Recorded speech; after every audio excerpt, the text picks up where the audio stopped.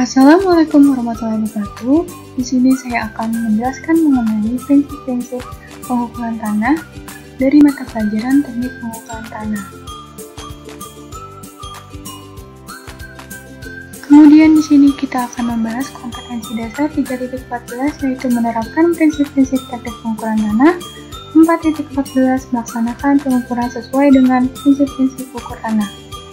Kemudian di sini terdapat tujuan pembelajaran. Yang pertama, siswa dapat menerapkan prinsip-prinsip pengukuran tanah untuk pekerjaan konstruksi dengan menggunakan alat sederhana dan mekanik dengan tepat. Yang kedua, siswa dapat melaksanakan prinsip-prinsip pengukuran tanah untuk pekerjaan konstruksi dengan menggunakan alat sederhana dan mekanik dengan benar.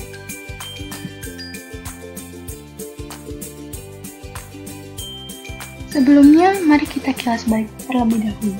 Apa itu ilmu ukur tanah? Ilmu ukur tanah adalah bagian dari ilmu geodesi yang mempelajari cara-cara pengukuran di permukaan bumi dan di bawah tanah untuk menentukan posisi relatif atau absolut titik-titik pada permukaan tanah di atasnya atau di bawahnya, dalam memenuhi kebutuhan seperti pemetaan dan penentuan posisi relatif suatu daerah. Ilmu ukur tanah bisa disebut juga plan surveying, yaitu ilmu yang mempelajari cara menyajikan bentuk permukaan bumi baik unsur alam maupun unsur manusia, mencakup seni dan teknologi di atas permukaan yang dianggap datar. Kemudian yang pertama kita akan membahas mengenai prinsip-prinsip pengukuran tanah untuk pekerjaan konstruksi dengan menggunakan alat sederhana. Yang pertama, kita akan membahas mengenai kegunaan pekerjaan ukur tanah atau surveying. Pembuatan peta. Pembuatan peta dibuat melalui proses surveying atau pemetaan, di mana pada pekerjaan pemetaan ini dilakukan oleh surveyor. Peta merupakan representasi grafis atau penuangan sebuah gambar dari dunia nyata dan dari suatu ruang hidup. Jadi, kesimpulannya pemetaan adalah proses untuk menghasilkan suatu peta yang secara umum dikenal sebagai peta topografi dan peta tematik. Selanjutnya yaitu mencari luas tanah. Luas tanah sangat diperlukan untuk keperluan jual beli, penentuan pajak, perencanaan pengembangan daerah, rencana jalan, rencana pengairan, dan rencana transmigrasi. Sedangkan yang dimaksud dengan luas suatu daerah adalah proyeksi luas di atas permukaan bumi pada bidang mendasar yang dikelilingi oleh garis-garis batas. Kemudian selanjutnya yaitu merencanakan bangunan. Pada pekerjaan pengukuran tanah merupakan hal sangat penting dalam perencanaan bangunan karena dapat memudahkan dalam menghitung rencana anggaran biaya atau RAB.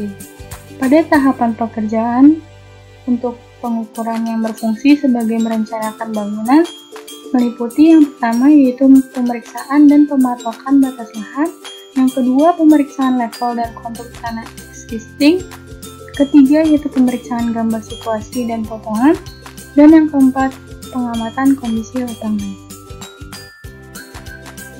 Yang terakhir yaitu mengetahui perbedaan tinggi tanah. Mengukur perbedaan tinggi antara dua buah titik adalah mengukur jarak antara sebuah titik terhadap sebuah bidang horizontal yang melewati titik lain sebagai bidang acuan.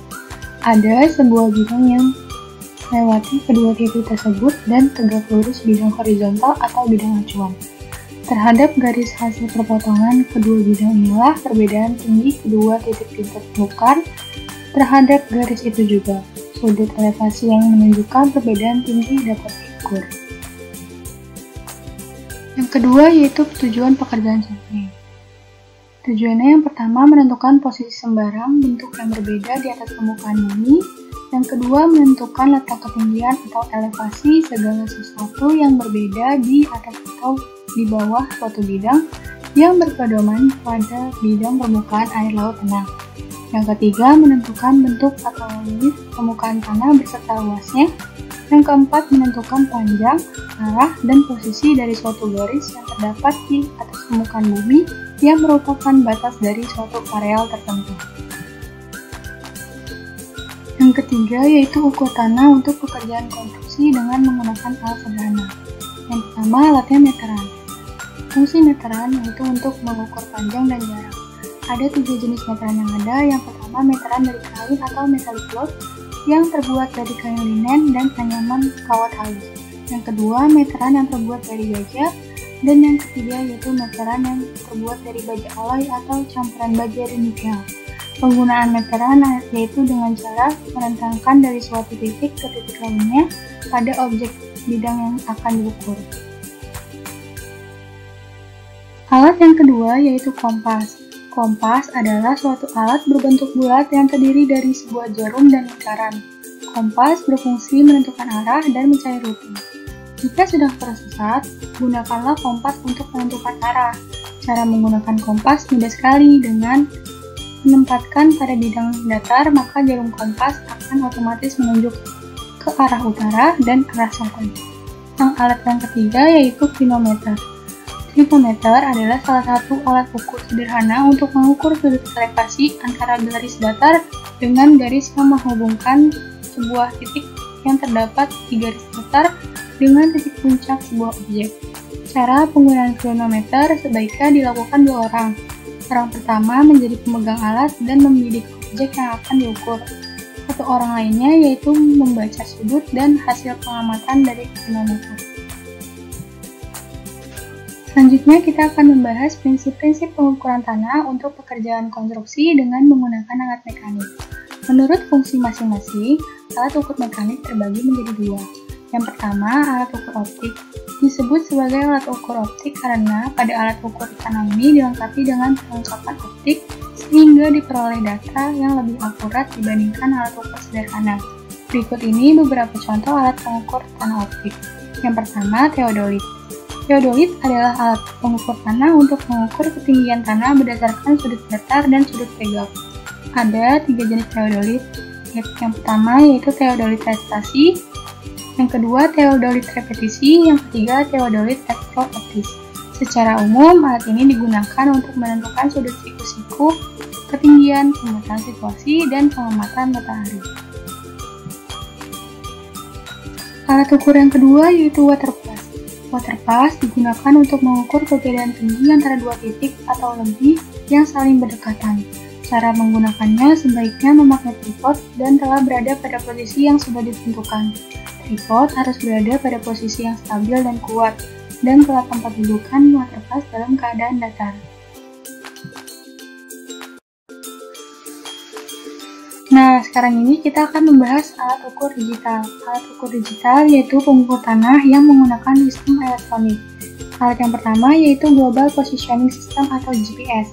GPS yaitu sistem navigasi berbasis satelit untuk memberikan informasi posisi penggunaannya di permukaan bumi. Informasi yang ditunjukkan berupa titik koordinat. Alat ukur tanah GPS dapat digunakan untuk alat survei pemetaan dan penelitian geofisika. Alat yang kedua yaitu Total Station. Total Station merupakan pengembangan dari teodolit. Alat ukur tanah teknik sipil ini berfungsi untuk mengukur jarak, arah, titik koordinat, dan perbedaan ketinggian secara elektronik. Sama seperti teodolit, alat ini juga memerlukan tripod. Tripod yang digunakan harus kuat menjaga total station dan diletakkan pada posisi yang telah ditentukan.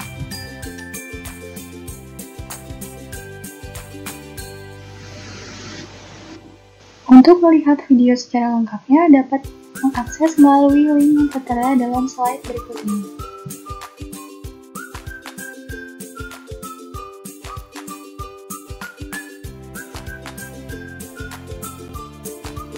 Sekian presentasi dari saya, kurang lebihnya mohon maaf. Wassalamualaikum warahmatullahi wabarakatuh. Untuk mengakses video pembelajaran lainnya dapat melihat melalui YouTube Indonesian Student Corner.